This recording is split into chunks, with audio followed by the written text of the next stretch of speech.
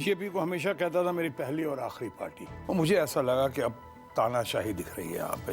क्या आप चाहते थे कि आपको टिकट मिले और बीजेपी ने नहीं दिया, इससे भी आप नाराज हो गए थे? नाराज नहीं कहूंगा मैं, आपको दुख तो हुआ होगा। हाँ, मैं तेल और तेल की धार देख रहा था। हमें निकाल तो सके नहीं लाल कृष्ण आडवाणी जी, उनके साथ जो हुआ मैं दोहराने की आवश्यकता नहीं है। हम अब मुझे लगता है उनको भी बुरा लगा होगा जिन लोगों ने किया होगा ऐसा। तो फिर टीएमसी में जाना कैसे हुआ? ब्रश व्रश कंगी उंगी करके मैं बाहर निकला तो देखा कि मैडम यानी कि ममता जी वेट कर रही थी फोन पे। तो बिहारी बाबू से बंगाली बाबू बना, कई लोग कहते हैं बिहारी बाबू से बंगाली बाबू, लेकिन सही मायनों में हिंदुस्तानी बाबू हूँ, भारत माँ की संतान हूँ। पर ये तो आप मानेंगे कि राजनीति ने अपने साथियों से आपके कुछ एक मौकों पर रिश्ते भी खराब करवाए, जैसे एक उदाहरण राजेश खन्ना वाला है। हाँ, कांग्रेस से राजेश खन्ना है, इधर से तुम हो, उधर से राजेश खन्ना। अरे हमने कहा सर राजेश खन्ना, तो राजेश खन्ना के दिल को बहुत चुभ गई है बात। उसने कहा तुम ऐसा कैसे कर सकते हो, तुम मेरे खिलाफ? साहेब राजेश खन्ना के खिलाफ शत्रुघ्न सिन्हा लड़ेगा साहेब। लेकिन वो वहां के बाद फिर बात नहीं हुई, माफ नहीं किया, बात नहीं करने, माफ नहीं किया। और अमित जी के साथ जो आपके विवाद और मतभेद हुए, स्टारडम होता है माने कि आपका और नाम हो जाएगा, आपका नाम है, आज दूरियां आने लगती हैं, कुछ खटपट होने लगता है, कुछ खटास आ जाती हैं कि आए तो कह देना छेनू आया था। जली को आग कहते हैं, बुझी को राख कहते हैं, जिस राख से बारूद बने उसे विश्वनाथ कहते हैं। लेकिन आपके चेहरे पर ये जो कट है शत्रु जी, तो देव साहब से मिलने गया, देव साहब ने कहा कि हमने कहा सर मैं इसकी प्लास्टिक सर्जरी करवा लूँगा। और आपका ये जो खामोश है सिग्नेचर डायलॉग आपका ये कहाँ से आया? खामोश कि पृथ्वीराज कपूर सर वो कहते हैं एक जगह खामोश, तो हमने कहा वो क्या खामोश कि अंकल एक बार कहिए ना खामोश। शत्रु जी, आपका पहला सवाल रैपिड फायर राउंड में, 2024 में प्रधानमंत्री कौन बनेगा? क्या ममता दीदी कभी पीएम बनेंगी? ओके। क्या राहुल गांधी कभी पीएम बन पाएंगे? अवश्य बन सकते हैं, क्यों नहीं, काबिल हैं। नीतीश कुमार को सीएम के तौर पर कितने नंबर देंगे? देश का बेस्ट मुख्यमंत्री आप किसे मानते हैं?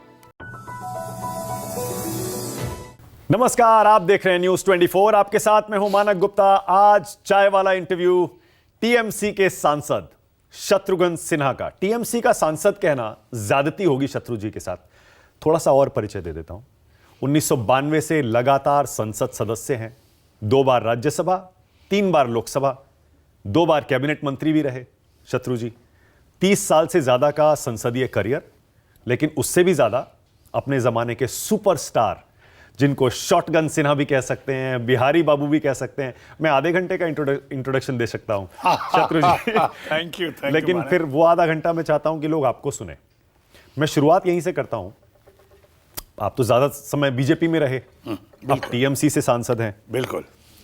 तो टीएमसी में ज्यादा समय हुआ नहीं है, क्या अंदर से अब टीएमसी के नेता वाला फील आने लगा है?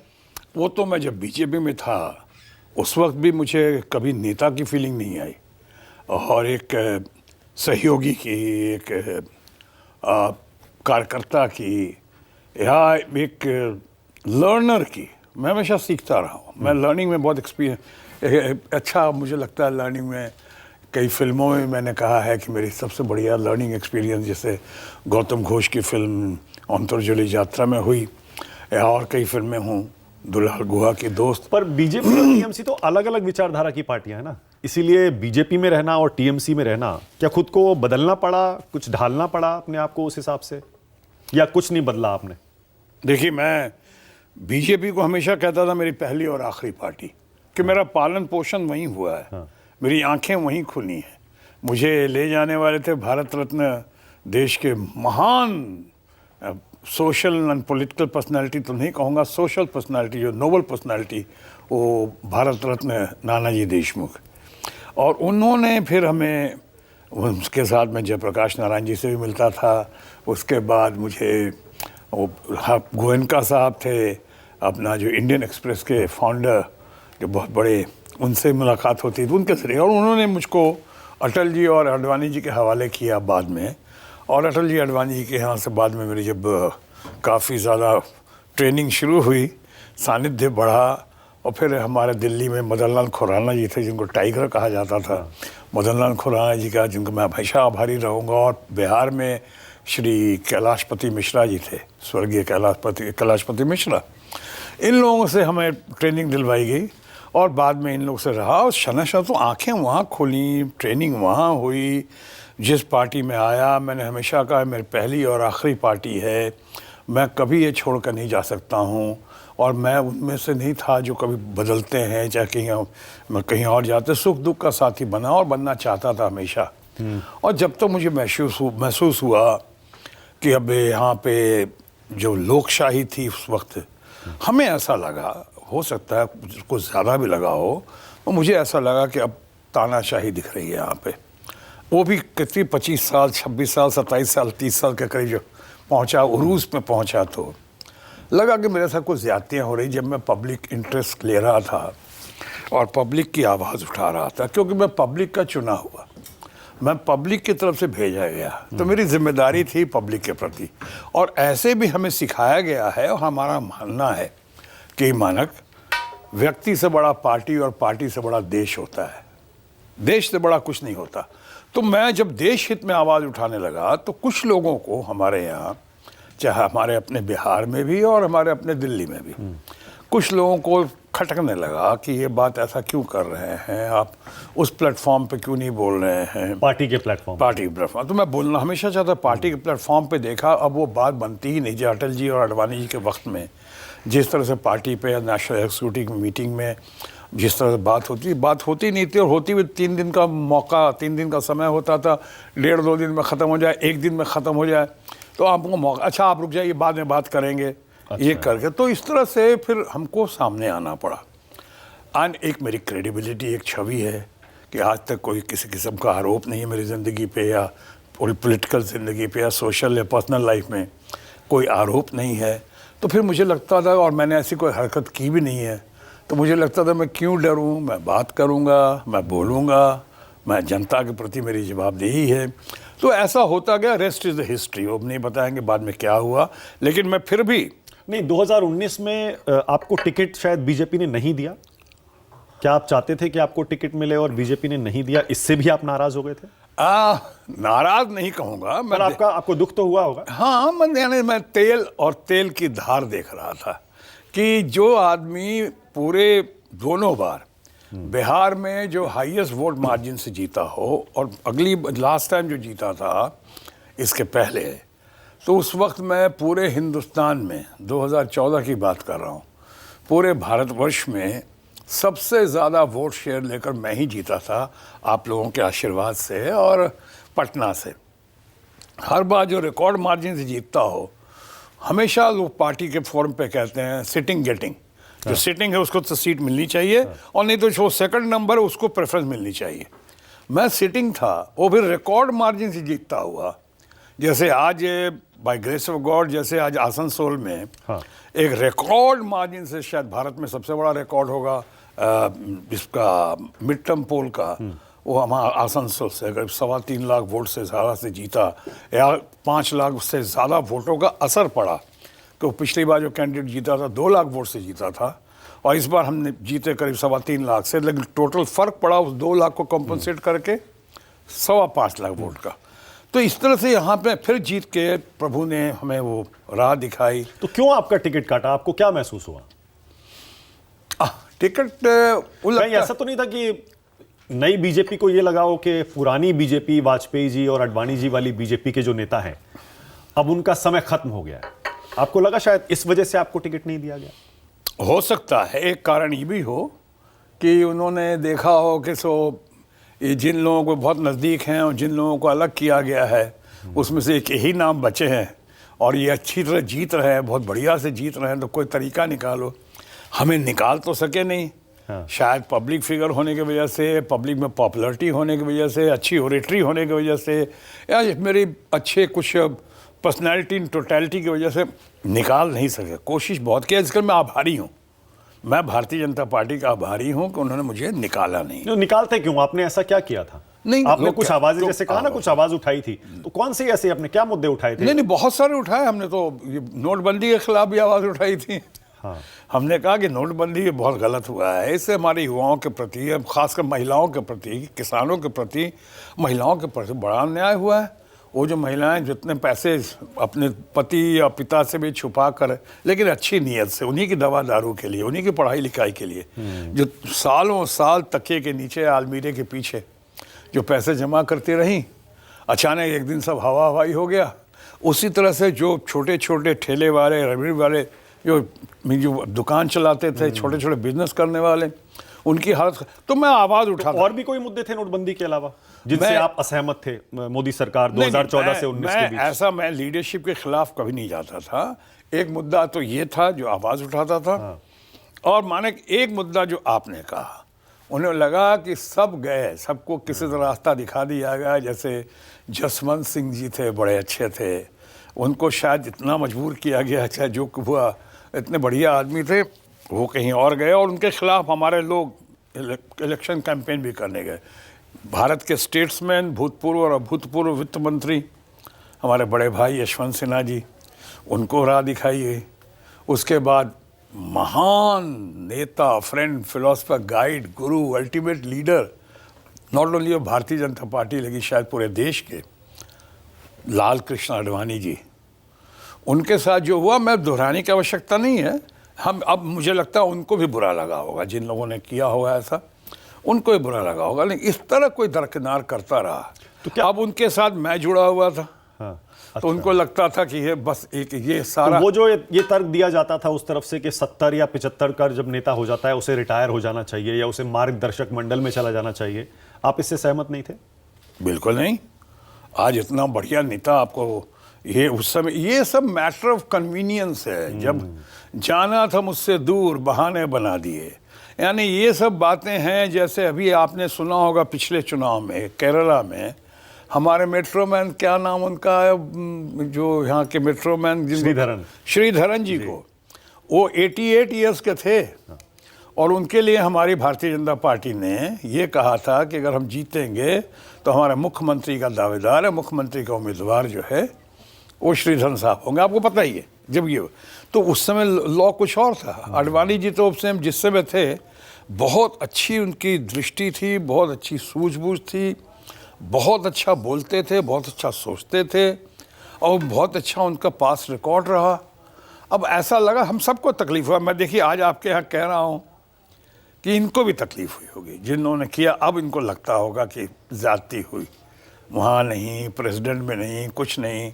उसी तरह से यशवंत सिन्हा जी को तो 19 में फिर आपने खुद बीजेपी छोड़ी। आपने कहा ना कि इन्होंने मेरे साथ अच्छा किया, मुझे निकाला नहीं। तो आपने बीजेपी छोड़ने के बाद फिर आपने कांग्रेस ज्वाइन किया। जी। तो जब कांग्रेस ज्वाइन किया तो कैसे हुआ था कांग्रेस में जाना, किससे बातचीत हुई थी और क्या पहले ही तय हो गया था कि आपको टिकट दिया जाएगा?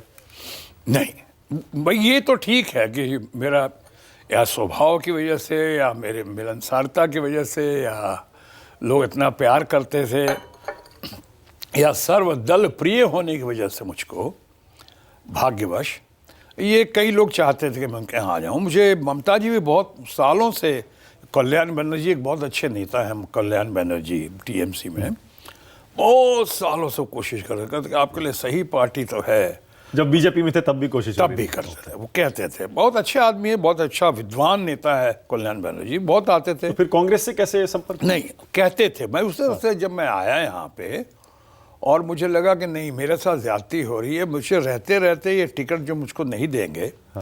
और मुझे कह रहे हैं कि राज्यसभा में चले जाओ। मैंने कहा मैं फुटबॉल हूँ क्या कि मैं राज्यसभा में था 2 बार, 3 बार, तीसरी बार लड़ने की घड़ी आई यहाँ से, लगातार रिकॉर्ड मार्जिन से जीत रहा हूँ। अच्छा, बीजेपी ने आपको कहा था आप राज्यसभा चले जाइए? बीजेपी ने कहा कि राज्यसभा चले जाओ, ये करके किसी के लिए राह बनानी थी हमारे दोस्त के लिए।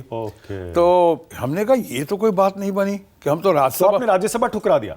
बिल्कुल प्यार से उसको ठुकरा दिया। मैं नहीं हूँ। पर बड़ा फैसला है ये भी, क्योंकि संसद में आपको भेजा जा रहा था लेकिन आपने कहा नहीं, मैं पिछले दरवाजे से नहीं जाऊंगा, मैं लड़के जीत के जाऊंगा। एक तो ये है और दूसरा ये भी है ना मानक कि वहाँ पे जिस समय हमको कहा गया कि आप राज्यसभा में जाओ, तो मैं राज्यसभा में तो 2 बार रह चुका था जी। उसके बाद तीसरी बार चुनाव लड़ रहा था और क्योंकि कोई कारण नहीं दिख रहा था कि मुझे क्यों हटाया जा रहा है। या तो कोई कारण बताया जाता है। तो मुझे कांग्रेस से फिर संपर्क कब? हाँ, उसके बाद बताता हूँ, खत्म ही कर रहा हूँ। कारण नहीं बताया गया तो मुझे लगा कि ये तो ज्यादती है, तो इससे अच्छा कि आप क्या निकालेंगे, मैं ही निकल जाता हूँ वहाँ पे। और मैंने कहा मैं सिद्धांतों पे हूँ, अपनी छवि पे और अपने सेल्फ रिस्पेक्ट के साथ समझौता नहीं किससे करूँ। ये बात हो रही थी आपकी बीजेपी में? कई लोगों से हुई ना, वो तो चाहते थे, मेरे पास बहुत सारे लोग हैं। उस समय के बीजेपी अध्यक्ष से हुई बात?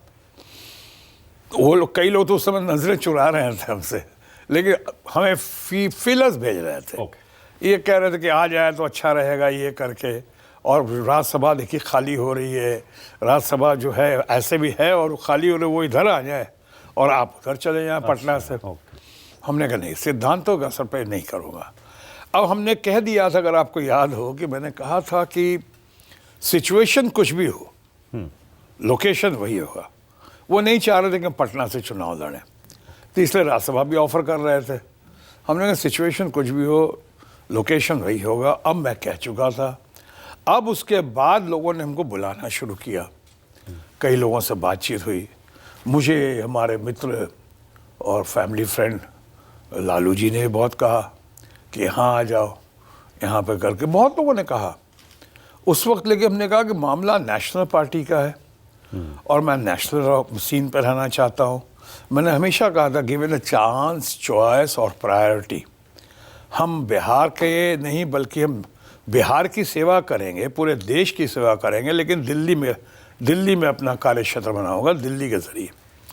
तो मुझे जब कहा गया कि कांग्रेस के बारे में, और कांग्रेस में बहुत सारे लोग थे, अहमद पटेल बहुत अच्छे मित्र थे हमें, मेरा ये कहते उनकी बड़प्पन और मेरा सौभाग्य था। सोनिया जी बहुत मानती थी। गांधी परिवार का तो मैं शुरू से बहुत आदर करता रहा हूँ, तो आपको तो पता ही है। शुरू से मैंने कहा कि मैं उनका जो देश के प्रति कंट्रीब्यूशन है, आज़ादी के प्रति तो है ही, लेकिन राष्ट्र निर्माण में जो नेहरू गांधी का अपना कंट्रीब्यूशन है, वो तो शायद और किसी का नहीं होगा, किसी पार्टी का नहीं होगा, किन्हीं लोगों का नहीं होगा। तो मैं ये गांधी की पार्टी, नेताजी सुभाष चंद्र बोस की पार्टी, लाल बहादुर शास्त्री, इंदिरा गांधी की पार्टी, ये पार्टी जितने बड़े बड़े लोग, मनमोहन सिंह हों कि राजीव गांधी हों कि मनमोहन सिंह जी हों कि नरसिम्हा राव जी हों, ऐसे इतने अच्छे बड़े बड़े लोगों की पार्टी, नेशनल पार्टी। तो मैंने कहा अब यहाँ से बुलावा आ रहा है, यहाँ से लोग चाहते हैं, प्यार करते हैं। हमारे पास आए थे सुरजेवाला, हमारे पास आए थे अपना वो केरला के बहुत अच्छे एमपी हैं, बहुत अच्छे वेणुगोपाल। ऐसे हमें कांग्रेस से बहुत कॉल हुई, बात हुई, राहुल गांधी जी से भी मुलाकात हुई हमारी, बड़ा अच्छा लगा मिलके, मैं बहुत प्रभावित भी हुआ। तो ये सब करके जो आपने एक तस्वीर दिखाई है, हाँ, जिसमें आप ये वाली, ये जो तस्वीर है वो जिस दिन कांग्रेस ज्वाइन किया था वहीं गया था मैं। हालांकि ड्रेस कुछ और था, लेकिन हाँ तस्वीर वही है, पोज वही, अंदाज। पर कांग्रेस में ज्यादा दिन आप टिक नहीं पाए, क्यों मन नहीं लगा आपका? मैं शिकायत नहीं करूंगा। मेरी एक आदत है कि मैं जब आगे निकल जाता हूँ या नहीं रहता हूँ वहाँ पे, तो मैं आगे मूव करता हूँ, फॉरवर्ड मूव करता हूँ। मैं अब क्या जाके शिकवे शिकायत करूँ किन लोगों की वजह से, क्या किया, क्या वायदे किए, क्या वायदे पूरे नहीं किए, कुछ बातें हुई, कुछ बातें नहीं हुई। लेकिन ये है, लेकिन मेरा अभी भी दिल में कांग्रेस के लीडरशिप के बारे में बहुत अच्छे विचार है, मैं बहुत मानता हूँ। और तो और मैंने कांग्रेस का एक ज़माना था जब मैं राज कपूर का इतना बड़ा दीवाना हूँ और हमेशा रहूँगा। तो राज कपूर के म्यूज़िक डायरेक्टर से लेके, लिरिक्स राइटर से लेके, मैं उनका हीरोइन से लेके, उनका जो ये एडिटर से लेके, जो राज कपूर के करीब था उसका मैं नाम जानता था। अलाउद्दीन खान जो उनके ये साउंड रिकॉर्डिस्ट थे, उनका नाम भी जानता था। उसी तरह से मैं यहाँ पे ये राहुल गांधी हो कि जब गांधी परिवार हो, इनके कंट्रीब्यूशन की वजह से, इनके जो लोग कहते हैं कि क्या किया कांग्रेस ने ना, कांग्रेस ने, ये एम्स है कि आईआईटी है, जितने देश का निर्माण हुआ है, भाखड़ा नंगल प्रोजेक्ट है, सारे इंडस्ट्रियलाइजेशन वगैरह जितना हुआ, ये तो कांग्रेस के वक्त में हुआ। इसके लिए कांग्रेस को क्रेडिट मिलेगा, हो सकता है कुछ मामलों में डिस्क्रेडिट भी मिले। तो आपकी नीयत गलत नहीं होनी चाहिए। आपने अच्छी नीयत से कुछ काम किया, रिजल्ट्स बहुत अच्छे हैं। हो सकता है एक दो जगह रिजल्ट अच्छे ना आए, दो चार जगह, इसका मतलब ये नहीं कि आप उसको सिर्फ वही देखेंगे, खामी देखेंगे, कमज़ोरी देखेंगे। तो मैं बहुत कदरदान हूँ तो फिर टीएमसी में जाना कैसे हुआ? टीएमसी में उसका भी बड़ा दिलचस्प किस्सा है जो आप थोड़ी देर पहले सुना भी रहे थे। ऐसा हुआ कि वहाँ पे टीएमसी में कि मुझे तो पता नहीं था, और मैं थोड़ा ज़रूर बोलूँगा कुछ लोगों की वजह से कांग्रेस में हमारी सोनिया जी बहुत मानती थी, उनसे बात भी करता था मैं, लेकिन हमारी टीएमसी में किसी उस वक्त मुलाकात नहीं। तो मैं तो कांग्रेस में था और मैं यहीं पे हरियाणा में गुरुग्राम में अपने अपार्टमेंट में था। संडे का दिन था, मुझे याद भी नहीं है कि अचानक के एक फ़ोन आया। और फ़ोन आ रहा, मैंने अपने फ़ोन को चार्ज पर रखा था और मैं योगा कर रहा था, शॉर्ट्स पहन के योगा भी ख़त्म ही कर रहा था मैं, कि बहुत फ़ोन आया कि अचानक बड़े भाई स्टेट्समैन जिन्हें कहता हूँ मैं, यशवंत सिन्हा जी का फ़ोन आया और उन्होंने डांटना शुरू किया, आप फ़ोन क्यों नहीं उठा रहे हैं, कमाल है, आप फ़ोन नहीं उठा रहे हैं, इतनी देर से हम फ़ोन कर रहे हैं। सर आप डांट रहे हैं हमको फ़ोन करते करते, अभी स्टार्ट में ही मैं योगा कर रहा हूँ सर, अभी फिनिश कर रहा हूँ, मैंने चार्ज पे डाला हुआ है फ़ोन को। कहता नहीं फ़ोन उठाइए आप, आपको पता है दीदी ने आपके बारे में क्या लिखा है?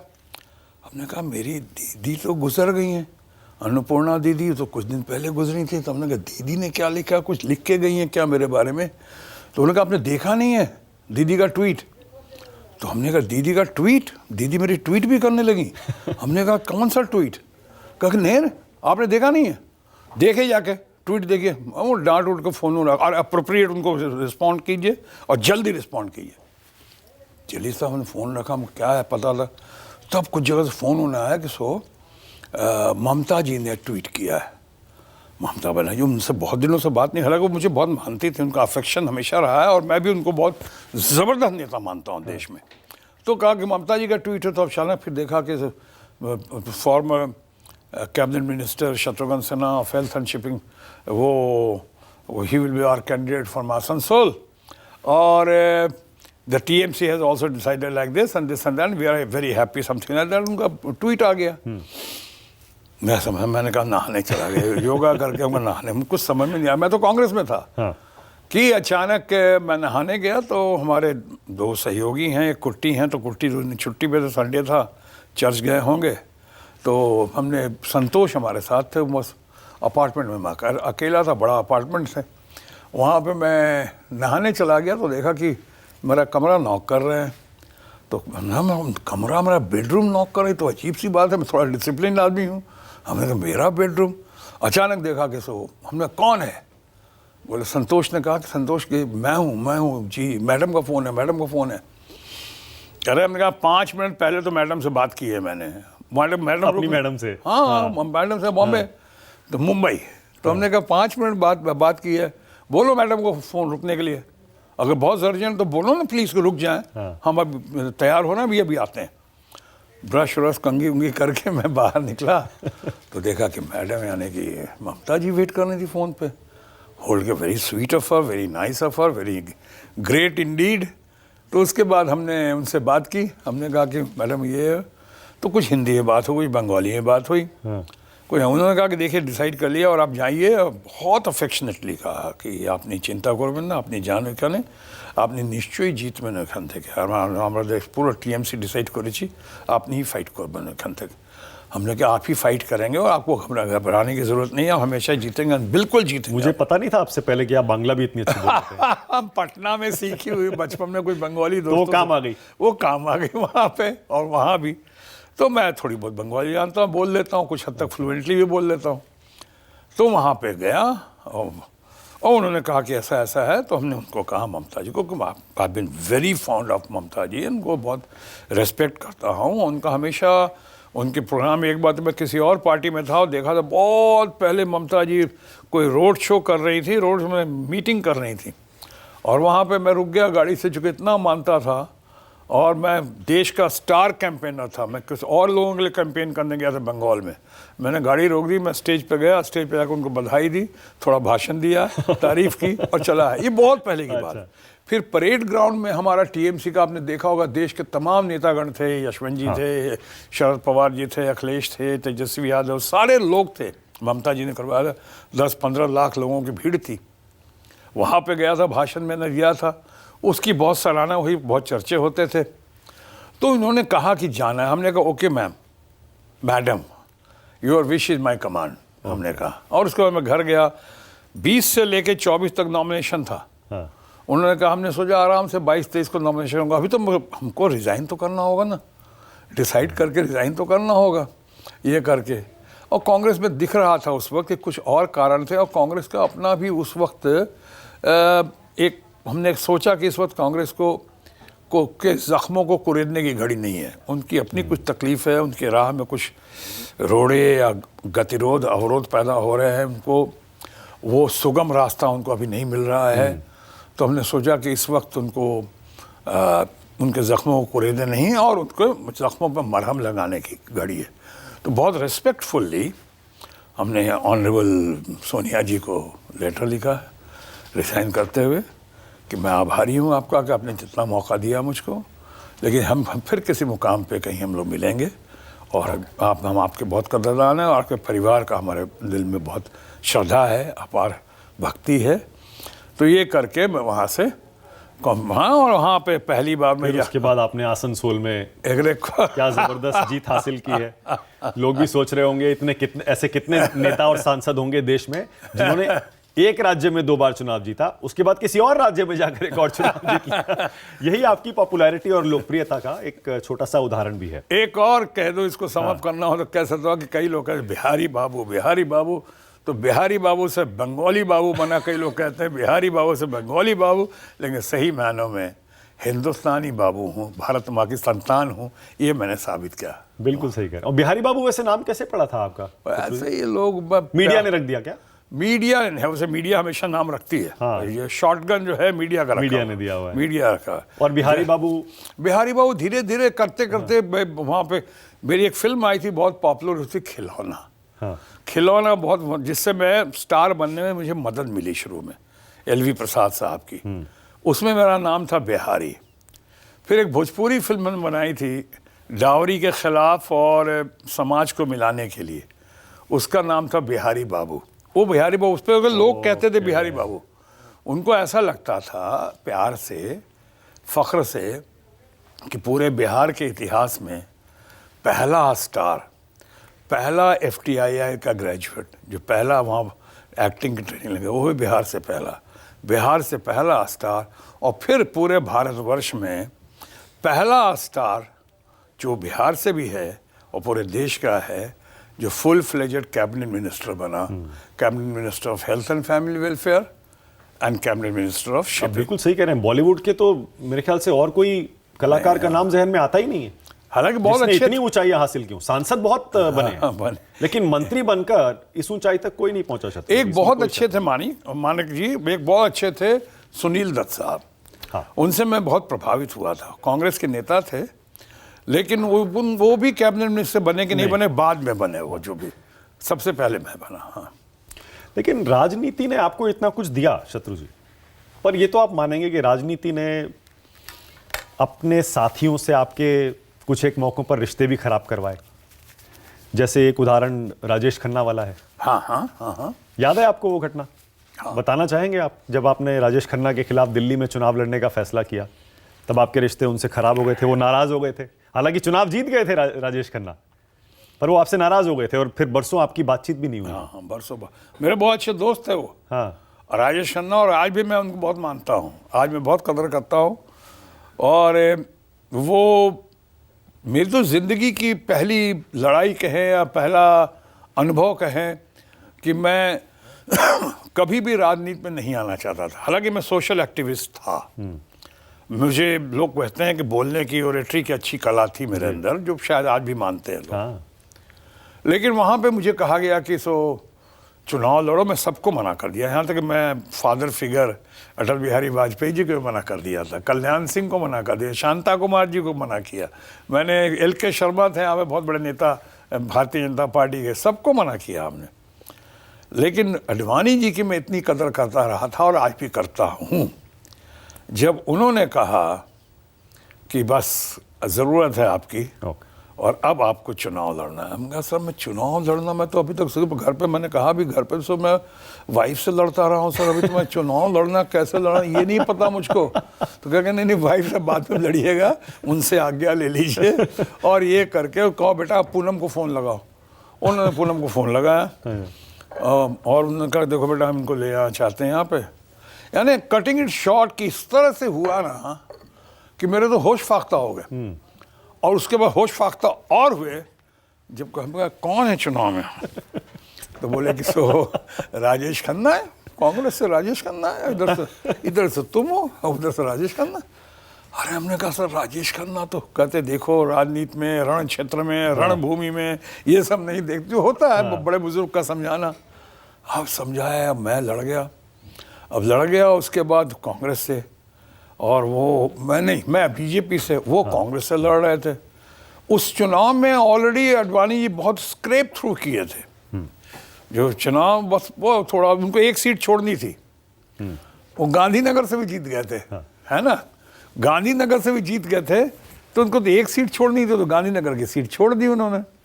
अब गांधीनगर की सीट छोड़ दी तो यहाँ का सीट लोग हल्ला करने लगे, देखिए साहब ये गांधीनगर की सीट पकड़ ली, वो और दिल्ली की छोड़ दी। तो उन लोगों ने हल्ला किया कि साहब देखिए दिल्ली छोड़ के भाग गए, होता है जो पॉलिटिक्स में करते हैं ड्रामाबाजी। तो उसके बाद हमने वहाँ से लड़ना शुरू किया, मैंने लड़ाई लड़ी वहाँ चुनाव।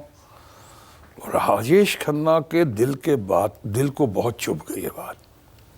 उसने कहा तुम ऐसा कैसे कर सकते हो, तुम मेरे खिलाफ?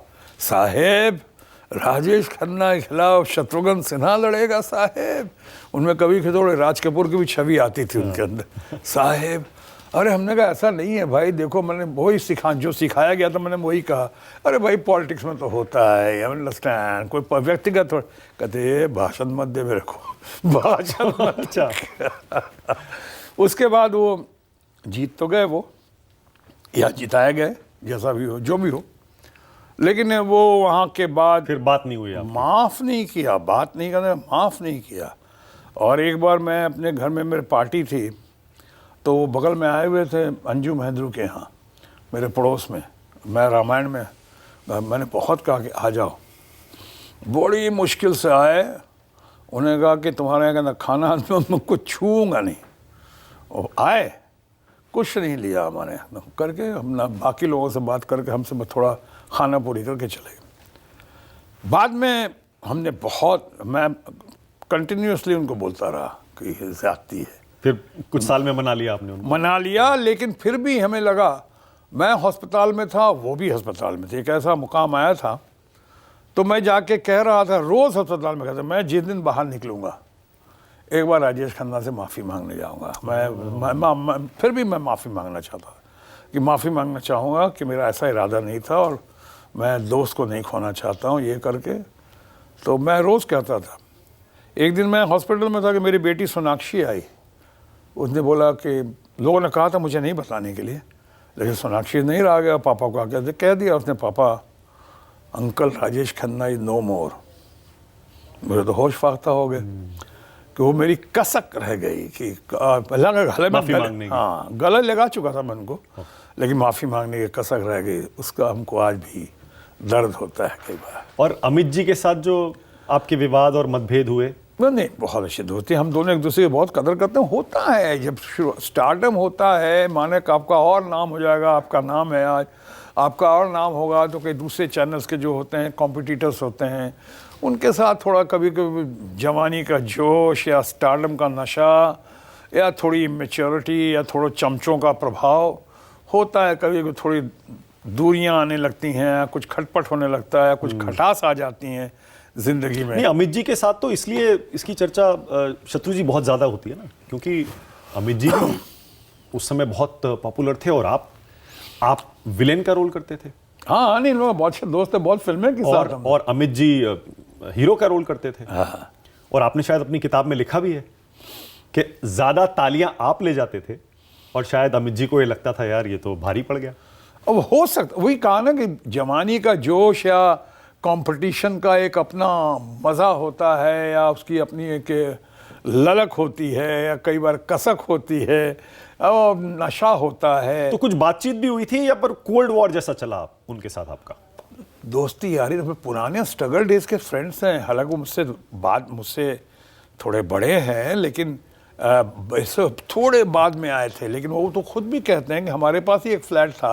हाँ। जो किराए का ही था, लेकिन हमारे फ्लैट था, गाड़ी थी टूटी फूटी, जो मैं चलती कम थी और पंक्चर ज़्यादा होती थी। तो धक्के वक्के तो अमिताभ इन लोगों से लगवाता था ना मैं, तो हमारे पुराने दोस्त हैं, रोज पिक्चर उक्चर जाना, शाम को जाना, मेरे यहाँ बैठ के, उनके बाप ने कोई जगह नहीं थी। फिर धीरे दो स्टार बने, उनकी जगह वो जो मकान उन्होंने लिया वहाँ पे प्रतीक्षा, वो मकान तो मैं लेने वाला था, मैं भी देख के आया था उसी मकान को, मैं रामायण में आ गया वो प्रतीक्षा में। तो ऐसे चलते बहुत दोस्ती रही। अभी भी हमारे एनीथिंग बट खामोश, मेरी बहुचर्चित किताब है, आत्मकथा बायोग्राफी, उसमें अमिताभ आए थे चीफ गेस्ट होके मुंबई में, जैसे दिल्ली में अडवाणी जी थे। तो मतलब वो कोल्ड वॉर जैसा नहीं था, कुछ हल्का फुल्का जैसा मनमुटाव जैसा कोल्ड, हाँ कोल्ड वॉर ही कहिए। कितने टाइम तक चला? या मेरी तरफ से कह सकते हैं स्टुपिडिटी थी, उनकी तरफ से हो सकता है थोड़ी सी इमेच्योरिटी रही हो, लेकिन अभी तो ऐसा कुछ नहीं है। दिन में हम एक दूसरे का मैं बहुत कदर करता हूँ। इनफैक्ट मुझसे कभी पूछा जाता है, 2-3 फिल्में थी जो मैं करने वाला था, जैसे कि रमेश सिप्पी ने अपनी किताब में लिखा है वो फिल्म शोले, शोले मैं करने वाला था। वो जो लास्ट में अमिताभ ने रोल किया वो तो मैं करने वाला था। खैर मेरे डेट्स की प्रॉब्लम थी, कुछ भी था, मैंने कहा कि ठीक है नहीं कर सका, ह्यूमन रिग्रेट था, ह्यूमन रिग्रेट मानूंगा। लेकिन साथ साथ इस बात की खुशी भी है और तसल्ली भी है कि इतना बड़ा प्लेटफॉर्म मेरे दोस्त सहयोगी संघर्ष के दिनों के साथ ही अमिताभ बच्चन को प्लेटफॉर्म मिला, जिसकी वजह से आज उनकी तुलना, कंपैरिजन महान कलाकारों में होती है। तो उसके लिए प्लेटफॉर्म मिला उनको शोले और दीवार भी सब्जेक्ट मेरे पास था। 6 महीने बाद छोड़ दी। एक और फिल्म थी, ऐसे तो कई होंगी, एक और थी जो मैं ही सब्जेक्ट लग रहा था। शिवाजी गणेशन साहब ने, ग्रेट शिवाजी गणेशन साहब ने मुझे प्ले दिखाया था, तंगा पदक्कम, और उसकी फिल्म बनी थी यो शक्ति, देखी आपने, तंगा पदक्कम। वो सब्जेक्ट हमारे पास था। मुशीर रियाज साहब बनाना चाह रहे थे, उनका सब्जेक्ट रेडी था। अगर मैं चाह रहा था कि मैं और दिलीप कुमार साहब के साथ करूं एक इंस्टीट्यूशन कॉल दिलीप कुमार, लेकिन तब तक उनके पास प्रोजेक्ट रेडी था। वो आप मेरे सेक्रेटरी मिस्टर पवन कुमार जी को कहा, उन्होंने, पवन कुमार जी ने हमें मनाया और हमने वही सब्जेक्ट जिस प्राइस पे ली थी उसी प्राइस पे दे दी उनको, उसको कोई प्रॉफिट।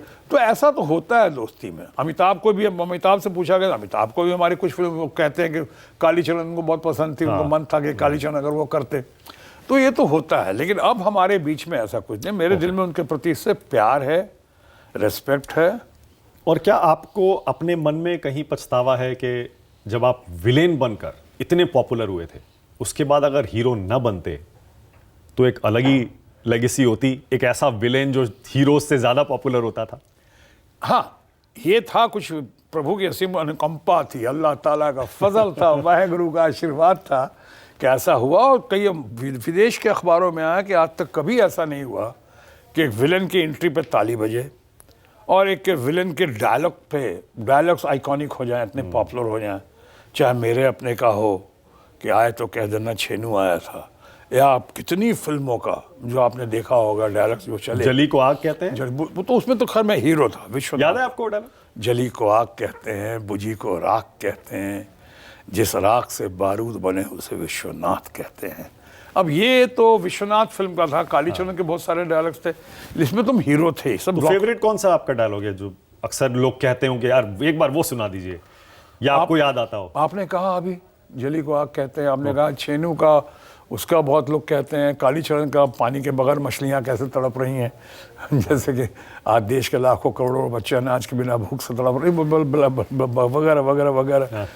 इसमें सबसे बड़ी बात ये हुई कि मेरे दो वजह हुई विलन से हीरो बनने की। ये शायद पहली बार एक्सक्लूसिवली आपको सुना रहा हूँ।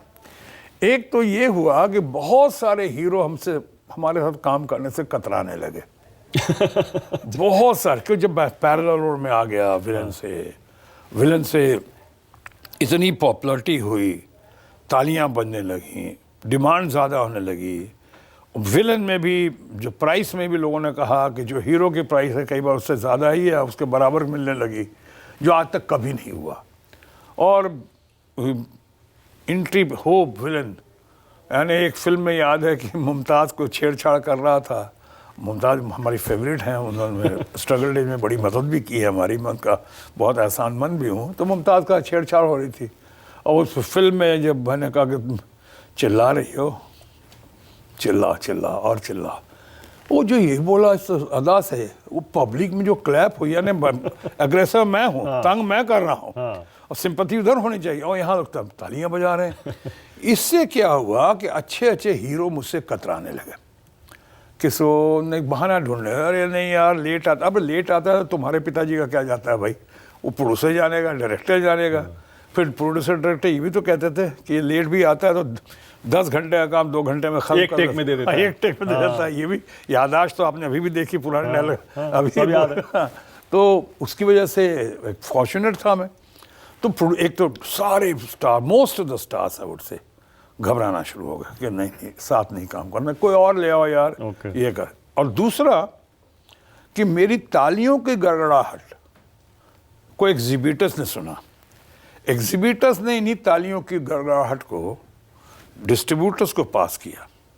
डिस्ट्रीब्यूटर्स ने यही तालियों के गड़गड़ाहट को प्रोड्यूसर्स पे, फिल्म मेकर्स को पास किया, और वही प्रोड्यूसर डायरेक्टर जो कल तक मुझे विलन ले रहे थे, उन्हें शायद हीरो लेने के लिए मजबूर हो जाना पड़ा, सो कॉल लीडिंग मैन बना कर। एग्जाम्पल के तौर पे एक बहुत अच्छे लोग थे, SD नारंग साहब, उसने फिल्म बनाई थी बाबुल की गलियां। उसमें हीरो थे हमारे सीनियर दोस्त संजय खान, हीरोइन थी ड्रीम गर्ल हेमा मालिनी।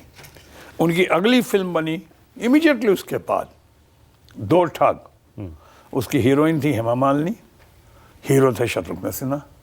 ये कर उसी तो कई फिल्मों में आपने, बहुत कुछ लोगों को याद होगा, रामपुर का लक्ष्मण, चाहे ये रामपुर का लक्ष्मण भाई होता है ऐसा, उसमें उन्होंने लास्ट में थोड़ा सीन चेंज किया ताकि संभावना दिखे, सहानुभूति और संभावना दिखे कि आदमी में दिल के अंदर अच्छा है, सहानुभूति है, ताकि लोग क्लैप करते थे कि वो कई जगह एंड चेंज करना पड़ा।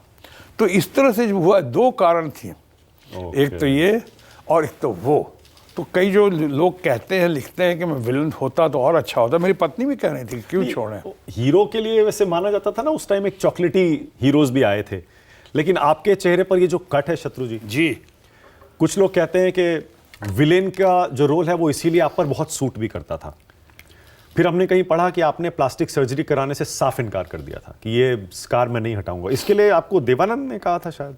उन्होंने मोटिवेट किया, उन्होंने इनकरेज किया। मुझे लग रहा था कि मैं जब पहले तो आया कटी फटी शक्ल लेकर पटना से सीधे पुणे FTI, या बिहार से जय महाराष्ट्र। अब मैं जय महाराष्ट्र तो पहली बार एंट्री किया मैंने, पटना से पुणे। मुझे ये नहीं पता था कि हॉस्टल में कैसे रहते हैं, कहाँ रहते हैं, कैसे रहेंगे, किराया कैसे देंगे, कौन देगा, कैसे भूखा रहना पड़ेगा, क्या और किया, वो सब हुआ।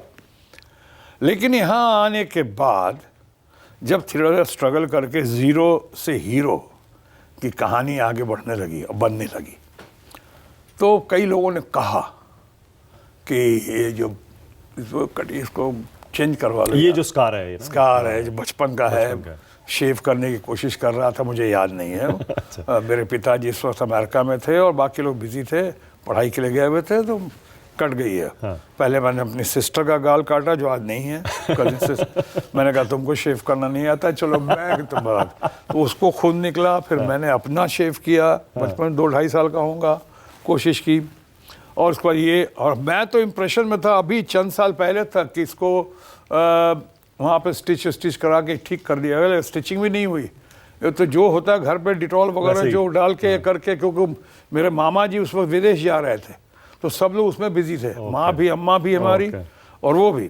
बहरहाल तो ये लोग कहा करवा लो। मैं 2-4 डॉक्टरों से बात भी की, लेकिन हमें एक मोटिवेट किया, एक तो किया मणि कॉल करके, एक बहुत अच्छे फिल्म मेकर थे FTI के सीनियर हमारे।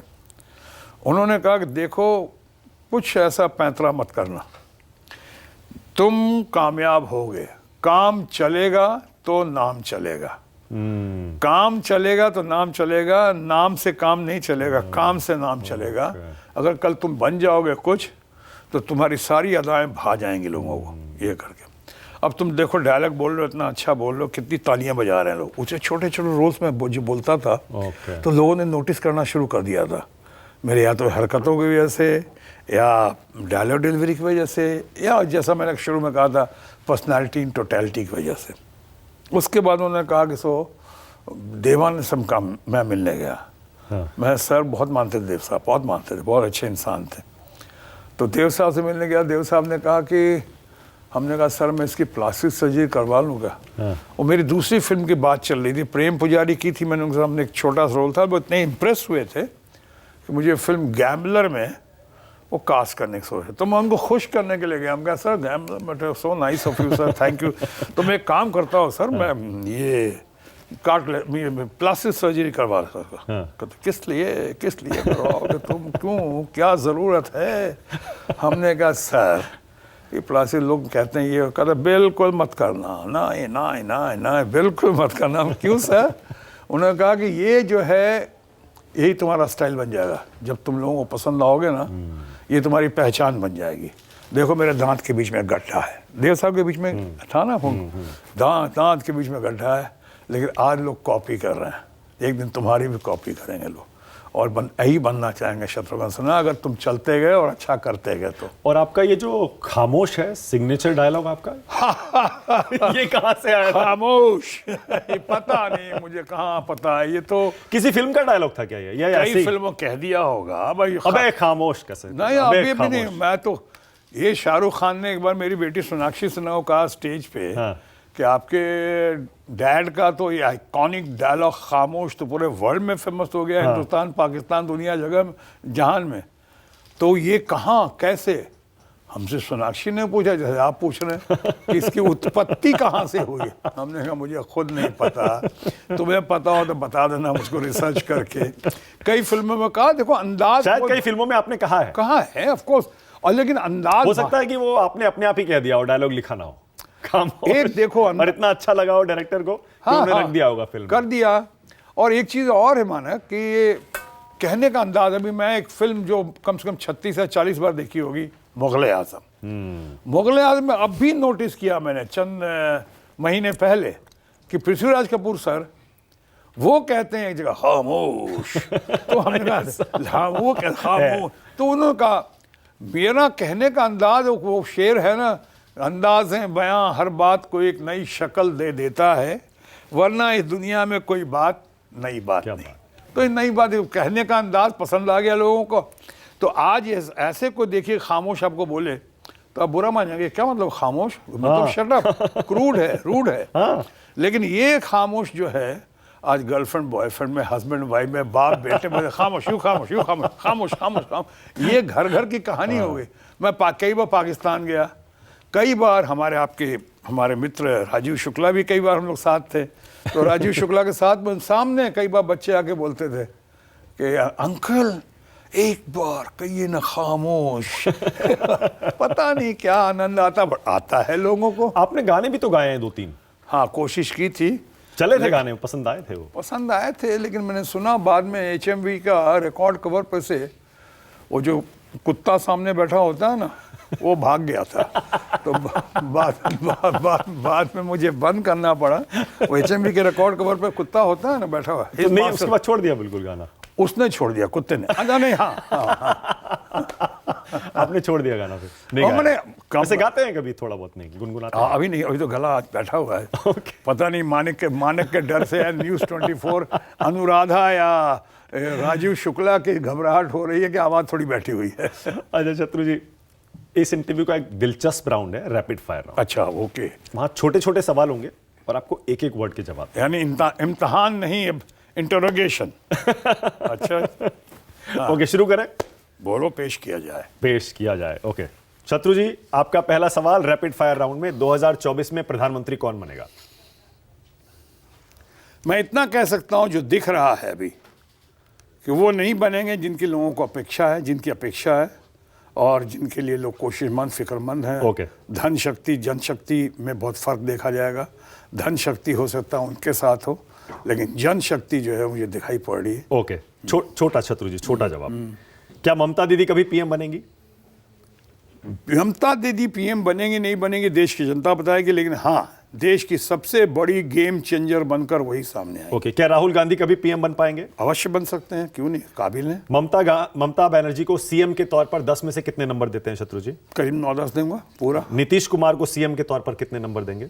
सीएम के तौर पे चलिए 7-8 नंबर दे दूंगा, लेकिन वैसे अदरवाइज उन्होंने आज मिलाने की जो कोशिश की है वो अभूतपूर्व है, अद्वितीय है। ओके, नरेंद्र मोदी को पीएम के तौर पर कितने नंबर देंगे?